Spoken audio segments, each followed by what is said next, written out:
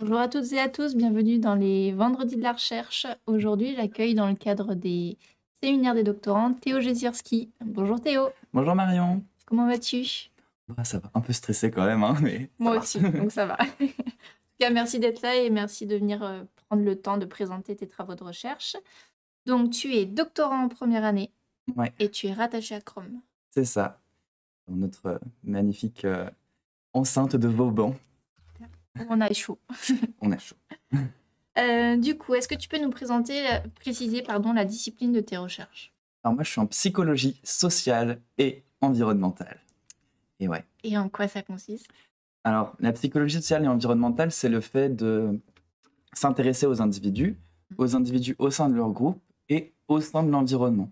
C'est vraiment, on prend en compte tout ce qu'il y a autour de l'individu, que ce soit social ou environnement. En fait, c'est de l'environnement social et physique. D'accord. Voilà. Et sinon, je vous renvoie vers l'interview de Karine Weiss qui en a parlé aussi.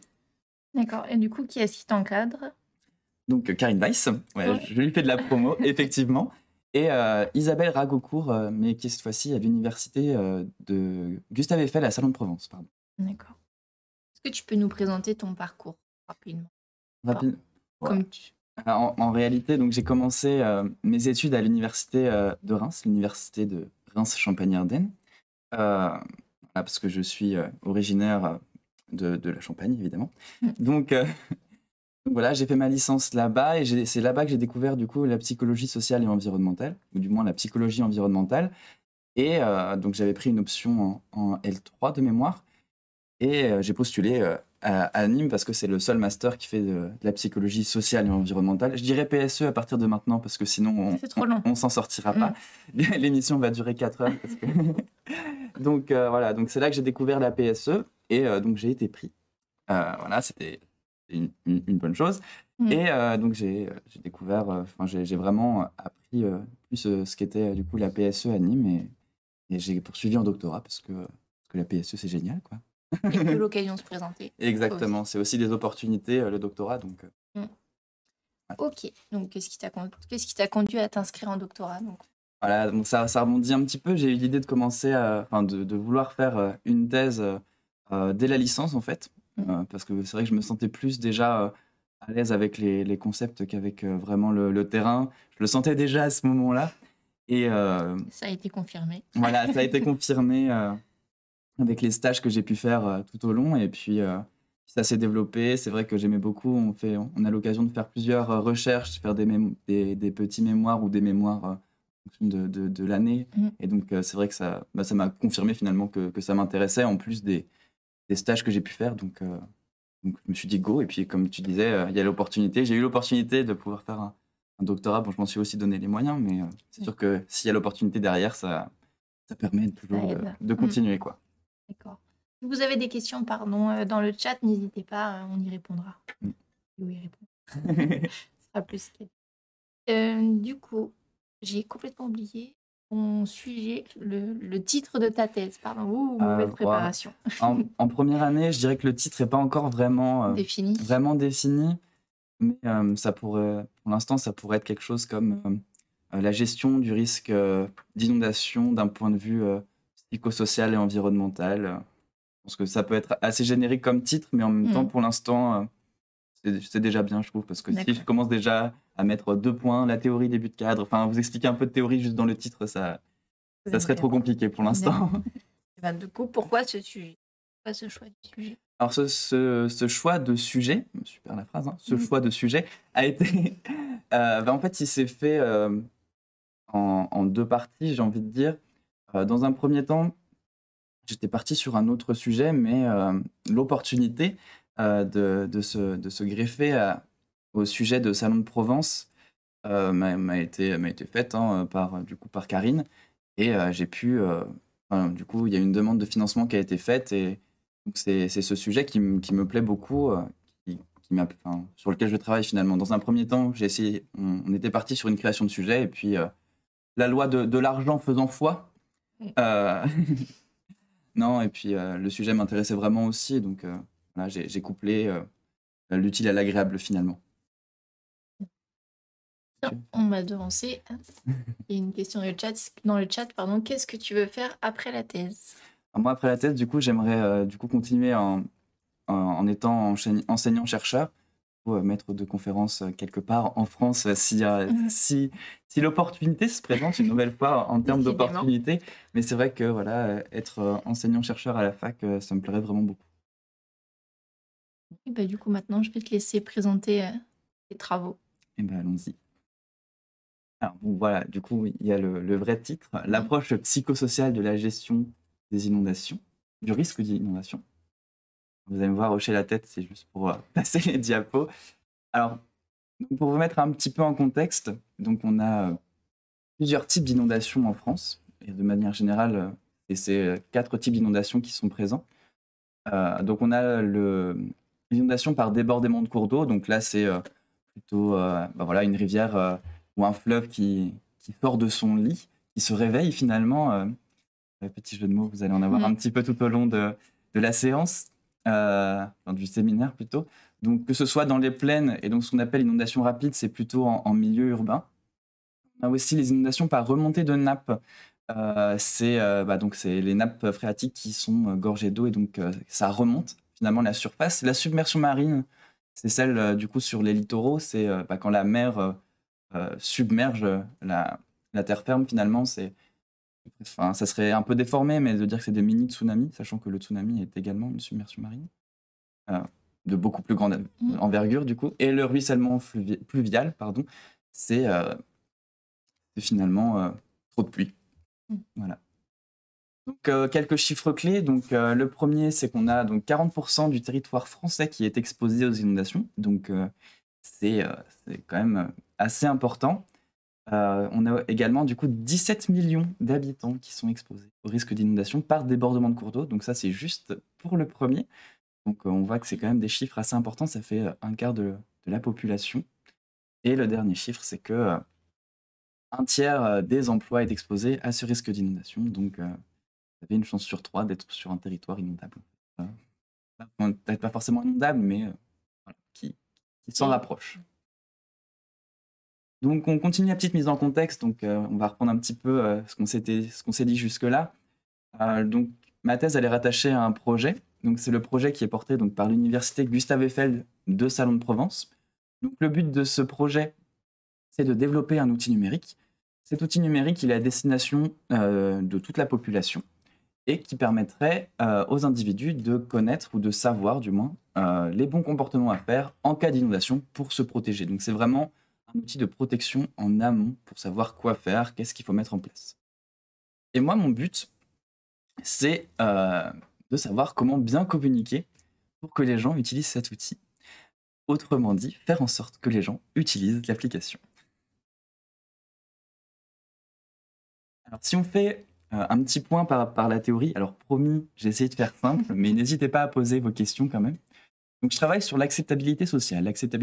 L'acceptabilité sociale, qu'est-ce que c'est? C'est, comme vous pouvez le voir par la définition, c'est l'examen des conditions qui rendent ce produit ou ce service acceptable ou non pour l'utilisateur avant son usage réel ou effectif. Si je résume cette définition, c'est le fait de savoir si les gens vont l'utiliser ou pas. Est-ce que si je vous présente une chaise révolutionnaire, vous allez vous dire « Ah ouais, c'est trop bien, je vais l'utiliser » ou est-ce que non, ça m'est complètement inutile, je ne vais pas m'en servir.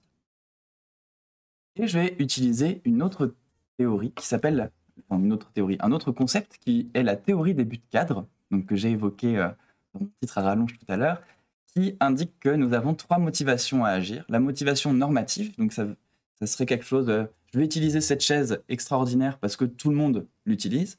La motivation hédonique, ça serait plutôt une notion de plaisir, le plaisir immédiat. J'utilise cette chaise parce que je suis trop bien dedans, parce qu'elle est confortable. Et la motivation de gain, c'est de gain. Donc j'utilise cette chaise parce que je vais avoir une nouvelle chaise chez moi, pardon, j'ai un peu de mal à articuler.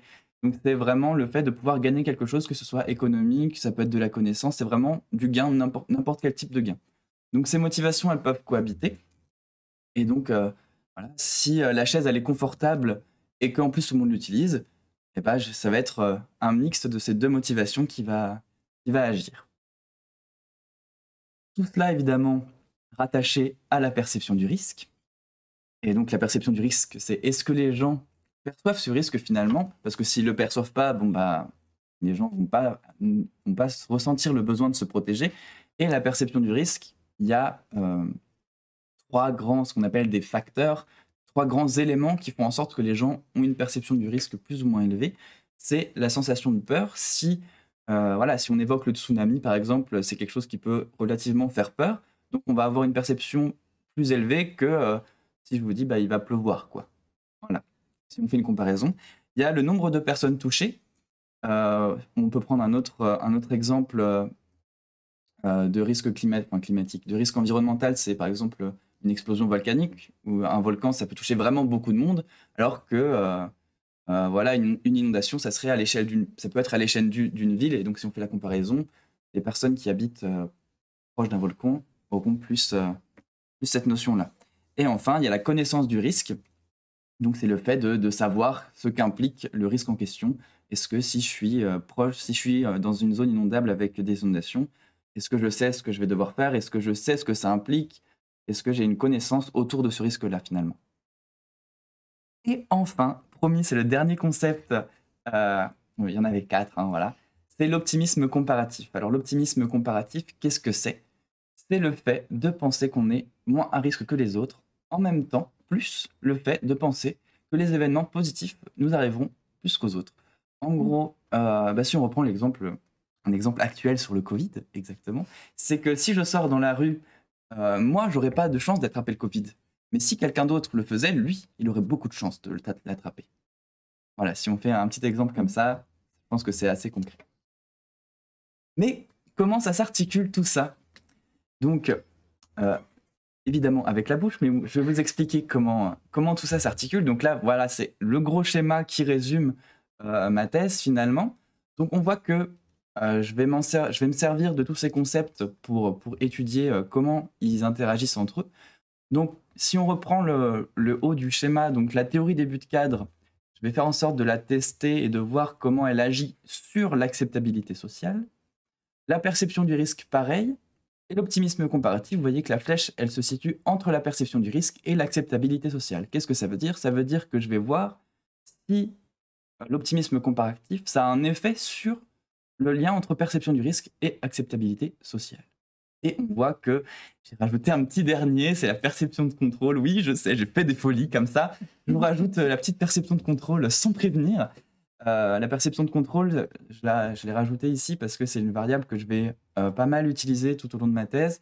C'est vraiment voir si les gens, ils ont le contrôle, s'ils pensent pouvoir agir sur les inondations, sur la manière de se protéger. Est-ce qu'ils vont se sentir capables d'utiliser l'outil? Est-ce que ça va agir sur la perception du risque?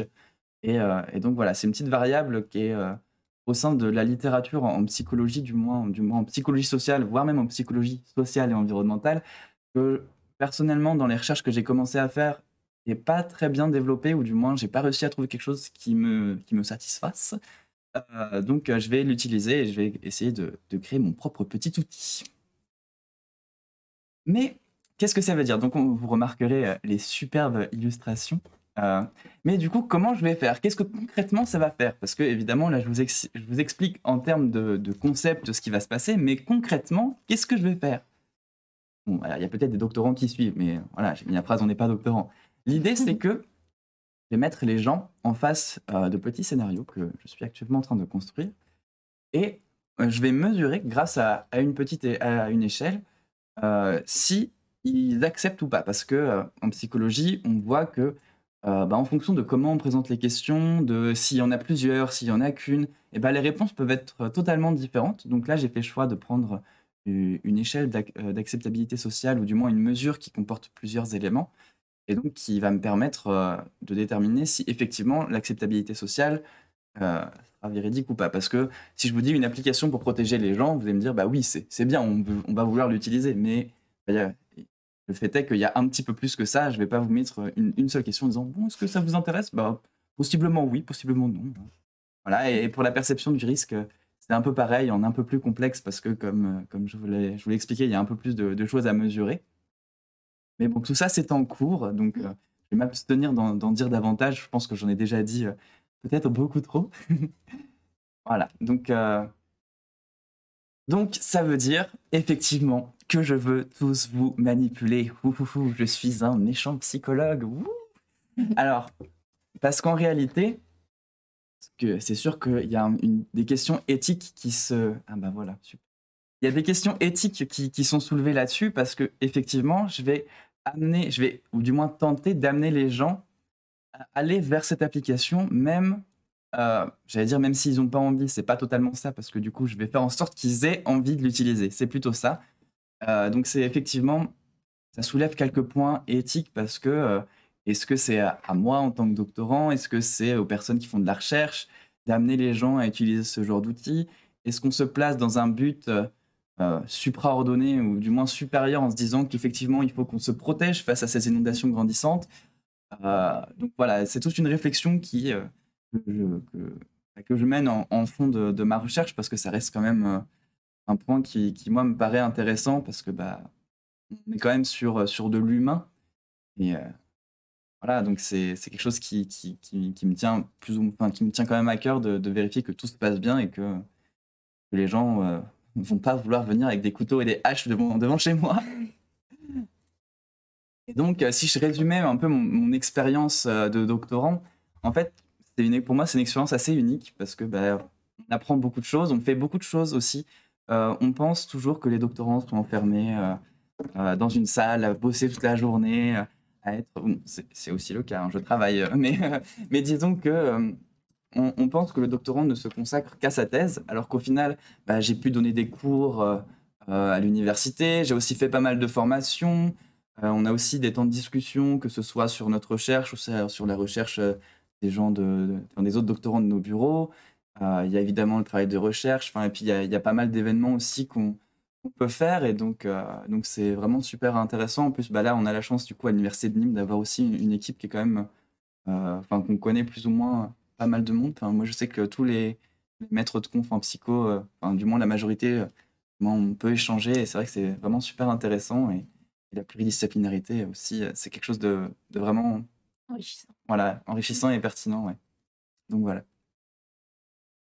Très bien, merci. Et donc, du coup, concrètement, tu vas réaliser une enquête. Ouais. Donc, tu vas y faire appel à un panéliste. Oui, c'est ça. Je vais demander enfin, enfin, le projet du coup de Salon de Provence, c'est encore en discussion, mais va payer quelqu'un qui va aller chercher mes participants. Parce que là, je suis sur une étude euh, qui, contrairement à ce qu'on pourrait penser, est quand même assez de terrain. Parce que bah, là, on est vraiment sur une application de ce que je cherche, même si on fait de la recherche toujours, c'est vraiment une application concrète, du moins pour le projet, parce que ça va vraiment leur servir. Et donc, c'est cette personne-là qui va aller, je vais lui donner mon questionnaire avec les types de participants, si je veux plus de femmes, plus d'hommes. Bon, là, il s'avère que je veux 50-50. Voilà, si les catégories socio-professionnelles, les âges que je veux. Et, euh, et je lui donne mon questionnaire avec ses recommandations, et c'est lui qui va aller chercher les participants. Donc c'est vrai que ça me... Dans toute la France, enfin, c'est principalement la France que Voilà, tu dans vas. l'idée, ça serait dans toute la France, et c'est vrai que ça me retire une épine du pied, parce que ça m'évite de faire un petit tour de France. Bon, ça aurait pu être sympa, ceci dit, mais bon, comme je vous l'ai dit, on a beaucoup de choses à faire. D'accord. Et tu penses avoir les résultats? Quand? Alors, j'aimerais beaucoup les avoir pour septembre, si c'est possible. Après, voilà, ça dépend des calendriers, de comment tout se déroule, parce que rien ne se déroule toujours comme prévu. Mais c'est sûr que je croise les doigts et je fais en sorte que tout se passe pour, euh, Pour le mieux. pour le mieux jusque septembre et octobre. J'aimerais pouvoir, Analyser du coup voilà, toutes les c'est ça, données. D'accord. voir aller un peu plus loin. Ok. Est-ce qu'il y aurait des questions dans le chat? Fait une présentation extrêmement claire, voyons. Bah, évidemment, oui. Ça a l'air. Bon, écoute, on continue, on passe au jeu. Et tu m'as dit que tu es joueur. Ah ouais, j'aime beaucoup les jeux. Tu n'avais pas fait de psycho. Tu aurais fait quoi? Alors, moi, j'aimais beaucoup la biologie. Enfin, du moins de ce que j'en ai connu au lycée, parce que c'est à ce moment-là que finalement mon choix s'est fait vers la psycho. Et, euh, et je pense que j'aurais été en biologie pour faire de la botanique, je pense. J'adore ça. Et j'avoue qu'à la fin de ma première année de psycho, j'ai hésité même à me réorienter en biologie. Mais l'histoire nous montre que ça ne s'est pas fait. Et tant mieux. Super présentation. Mais tu fais des compliments. Et ouais. Alors, du coup, on passe à notre jeu. Allons-y. Donc, tu as un dé. Donc, tu lances le dé et j'ai plein de nouvelles questions. Waouh, je vais inaugurer la question. Oui. 2. Ah. Je suis presque déçu. Moi aussi. Je peux relancer si tu veux. Eh ben, on y va. Soyons fous. 3. Bon, Une de plus. une de plus. Ça sera la question bonus. Ouais, Alors. je te laisse lire. Que répondrais-tu à quelqu'un qui te dit que tes recherches sont inutiles? Alors, je lui montrerai cette vidéo parce que ça montre bien que, du moins, je pense que mes recherches ne sont pas inutiles parce que si elles l'étaient, ça serait un peu triste. Qu'est-ce que je lui dirais? Cette personne n'est pas assez renseignée. Non, je sais pas. Soit je lui répondrai pas, je pense. Ou si c'est quelqu'un que je connais, j'essaierai de lui expliquer plus en détail ce que je fais et quelles sont les implications. Parce que je pense quand même que ce que je fais, ça peut servir. Du moins, ça sert pour un projet concret. Oui, Donc, mais qui a une visée à être mis à disposition du plus grand nombre. Donc, dans l'idée, ça sert déjà, c'est déjà utile pour le projet, qui lui-même sera utile par la suite. Donc, je pense que voilà, il y a un minimum d'utilité dans ce que je fais. Je l'espère. Yeah. On additionne les 2 dés. Ah, bah, c'est une bonne idée. Ça fait 5. Allez, allons-y. Allez, la deuxième. On va découvrir qui je suis. Voilà, c'est ça.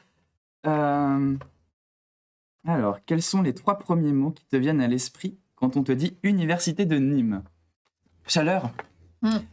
Mais en même temps, ça peut être la chaleur physique, mais la chaleur humaine aussi, finalement. Wow, je deviens philosophe, ça y est. Donc, ouais, chaleur.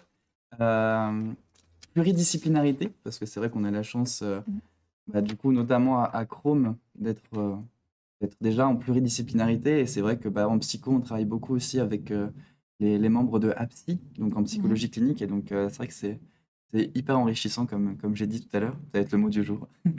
Et un 3e mot. Opportunité. Opportunité. Très, très bien. Parfait. Je vis dans mon esprit. Tu ne serais pas psychologue?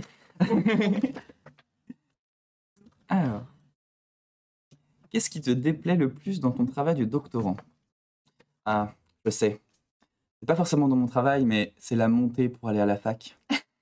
Parce que pour ceux qui ne sont pas en présentiel, sachez que pour monter à l'université, il faut monter une pente, mais très très raide. Et je pense que c'est la chose qui me fait le plus transpirer au monde. Je crois que Tom est de ton avis. Il hoche la tête derrière l'écran. Nous sommes à 3. Allez, 4e. Qu'est-ce que tu penses de ta direction de thèse? Karine, je t'adore. Non, mais moi, je suis très content de ma direction de thèse. Moi, rien à dire. Quand j'ai des questions, j'ai des réponses. Quand j'ai besoin de conseils, j'ai des conseils. Et quand j'ai besoin de rigoler, on rigole. Donc, pour moi, tout est là. Et du coup, dernière question. Et après, je crois qu'il y a une question du chat aussi. Oui. Oh putain, elle est longue celle-là. Quel est ton avis sur la prestation du doctorant je n'arrive pas à lire le mot. Invité dans l'émission de la semaine dernière. S'il ne l'a pas vu, chante une chanson de ton choix. C'était Nicolas. Ouais, c'était Nicolas. Du coup, j'ai vu, mais je pourrais pas forcément en dire parce que le début de la moitié de l'émission est passé sous silence. Il y a eu un problème de son.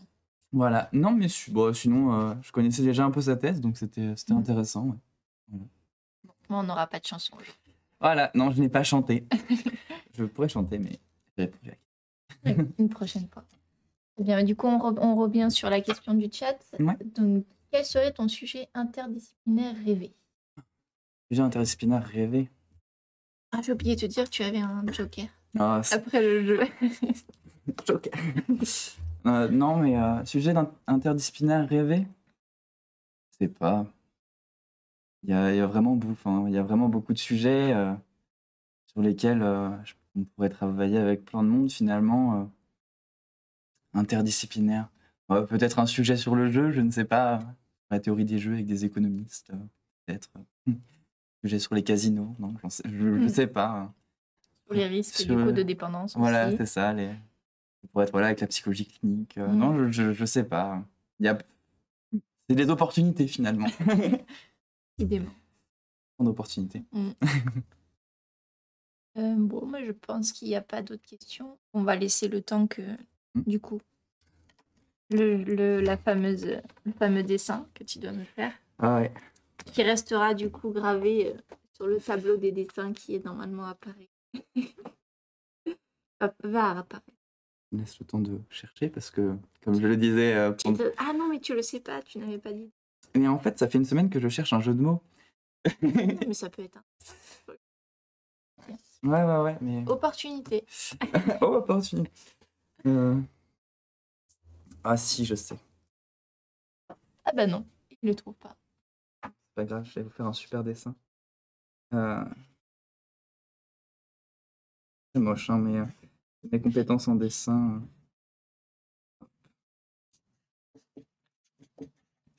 Hop.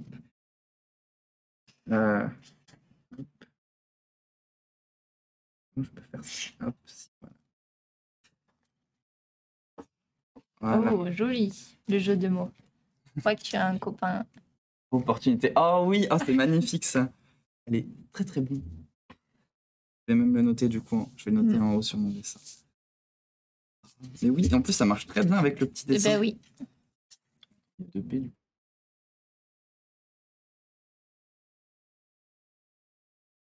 Hop. Voilà. Je montre ça. Alors, du coup, c'est moi, merde, de côté, c'est moi surfant sur la vague des inondations vis-à-vis de. Merde, c'est cette main-là, de l'opportunité de thèse. Voilà. Merci beaucoup Théo. Et puis du coup, on se retrouve la semaine prochaine. Donc ce sera Lucie Brelet. Ouais. On a complètement oublié de parler du séminaire Interlabo. Et ben on verra avec Lucie la semaine prochaine. Exactement, parce que je l'ai organisé avec elle. Voilà. Donc, je vais pouvoir vous en parler. Très bien. Et ben en tout cas, merci d'avoir suivi cette émission. Et puis à la semaine prochaine. Merci à tous. Au revoir.